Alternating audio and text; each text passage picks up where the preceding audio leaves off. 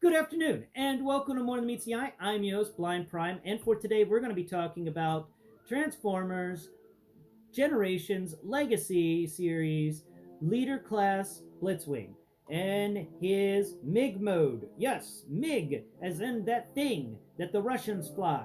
MiG. It's an acronym for something that I care not to remember. MiG, plane. That is the when they designed a better version of it, they just called it the Super MiG, like it was like it was from Dragon Ball Z. Super MiG. Yeah, it got so angry because its Krillin died. It became Super MiG. Let's talk about the MiG from that Blitzwing becomes, because this is it's something special. I'll tell you that. It's definitely designed by Russians. I made myself laugh. All right, so let's get into this. The front of this jet is it's nice. All right, we got a nice nose cone. We come down here to a very pleasant feeling cockpit area. There is a this little cut in it, and it comes down here on either side, and that's just that does remove the idea of this cockpit. It does hinder it a bit, and so that's a little upsetting. It breaks it up. And on either side of the cockpit, we do have some, not really any sort of molding. We do have some like bumpy things right below the cockpit area. Maybe that's supposed to symbolize the a footstep that the pilot could use to get in, but I doubt it. I don't know what those would be, but there's one on each side. And behind the cockpit, we've got the air intake things, which I mean, I'm assuming those are, because they're not really textured to be. Actually, no, I take that back. There's texturing in there for air intakes. They do have that texturing, and they put that sculpt work in there. That's for sure. But yeah, we're gonna move back further across the back of the fuselage of the plane, of the jet, and it's all smooth and nice little textures, except for this part where it's raised up. It totally breaks the aerodynamic feel. We come here. There's this cut in the center of the jet mode that dips down. I don't know if they why that exists. I don't know how they could have done some sort of paneling or something, maybe to try and hide that better. But that's how it is. It's right there in the open. It kind of ruins the feel of the aircraft. Come here, we got some more venti things. I can get that as a like that, that may make sense on the back of an aircraft. I'm not sure. I would assume that all this should be smooth and nice feeling, but these textures break it up, and it makes it feel cluttered. We're gonna come here to the engines, and we got two nice engines. Like, these engines are honestly the best part of this plane mode. The engines, they come out the correct amount from the fuselage. They pop up, and we spin it around here to the back, and they run on the interior.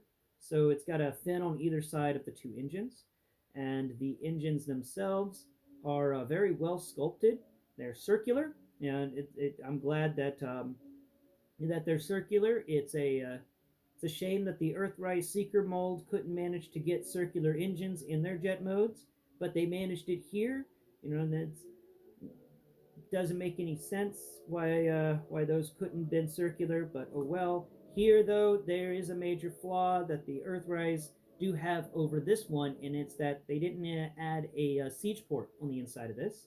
Where with the Earthrise, you can fold down one of those feet and give yourself a siege port. With this one, if you do that, it just breaks up the circle of the engine, and somehow these legs got disconnected. And trust me, guys, that's going to happen a lot with this thing. This thing does not like to stay together. It is just oh, it's crap. So there's no siege ports inside those engines, where there should be siege ports inside those engines. That would make them look a lot better.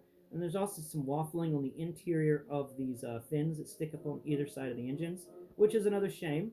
Down here, we've got the little winglets that were on the arms. They're now on either side of the engines. I didn't know where else to put them in the transformation. This transformation was not very intuitive, which is a shame. It would have been cool if they had actually made those fit better in the overall transformation. Wings here feel amazing on the back end. Okay, we got the wing fins. They're cut out. There's panels actually sculpted into these wings, and here on the wingtip, even though the wingtip folds, they designed the hinge in such a way that it doesn't detract from the smooth texture of the top of the wing, and you get all this wonderful smooth. What's that? Why is that hinge so freaking large whenever the rest of these hinges are not? Like everything else is nice and aerodynamic feeling, and then this one hinge just takes away. It's bulky, it's bulbous, it doesn't work with the rest of the transformation at all. It does. It upsets everything that I've been feeling so far. I mean, there's been some things and parts on this guy where I'm like, I can ignore that if I want, but I can't ignore this big hinge. I hate big hinges like this. They annoy me. Let's do a comparison. We got our friend Mr. Astro Train here, who can do no wrong. Well, I mean one wrong, but he's okay for that one. I accept that one. Astro Train here has hinges that are on top of his wings, just like the Blitzwing there. Now, Astro Train's hinges are actually been sculpted down. It seems like they've been sanded down a lot to try and make the hinge as small as possible without disrupting its structural integrity. And then they went ahead and tried to make it into the actual since they went for a Cybertronian spacecraft here. This is a Cybertronian shuttle. This isn't an Earthrise shuttle, and so they made it into kind of sci-fi feeling textures there for that hinge. That works. That works so well for this hinge. This hinge doesn't detract away from the actual space shuttleness. Now this big front bulbous part does a bit, and isn't that funny? Like I think these two have the exact opposite problems. Blitzwing right here, his center bit is too skinny and it's too far back. Like all this, where the wings start and stuff, let's turn around. Where the wings start and stuff needs to be a bit wider and it needs to be further up on the jet. Like there's too much space between the air intakes and where these wings actually begin. That needs to be further up, and this entire jet mode needs to be slightly wider. Now with Astrotrain, I say that it has the exact opposite problem because it's got this big center bulky bit for the space shuttle mode. And if this thing was just a bit thinner and pushed back a bit more, so instead of it moving forward, it's got to be pushed back to cover up this area back here. And I think that would actually make this space shuttle mode perfect. There wouldn't be anything else needed to really be done. Well, as good to perfect as you can with the price point that it was. Uh, so that's the space shuttle, and it's just I don't know how we got from that to this, and that's a shame because that is excellent. And I was hoping that we would see Blitzwing utilizing the same type of engineering and technology that we saw with Astrotrain. But it seems that the engineers that designed this thing don't, they are newly christened engineers. Probably they're still in school or something, but it's obvious that they don't know the difference between a compass and a straight edge. So thank you for watching, and please tune in next Prime, where I will be talking about Blitzwing's robot mode and also a Blindformers episode on how to transform this monster into all of the forms. Now, the robot mode, I got a lot of positive things to say about that. I'll just let you know right out of the hat. But at the end of the day, this is one terrible, terrible, terrible jet mode.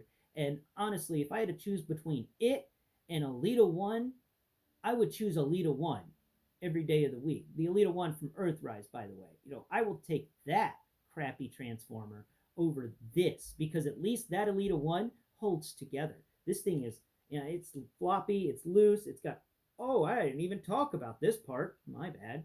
Sitting here finishing the video up. I didn't even mention the entire tank hanging off the back. Yeah, you flip this guy upside down and you lay him on the ground flat, and it looks like some giant saw a tank and just went squish. And the tank's legs just kind of spread out to the side.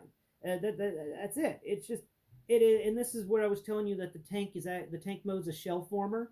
The jet mode does have that going for it. It is not a shell former. You actually have to do some cool transformations to make it into jet mode. But the tank mode is straight up a shell former if I've ever seen it, and it is a shellfish shell former. That's for sure. Thank you for watching. And where did I put my zapper? There it is.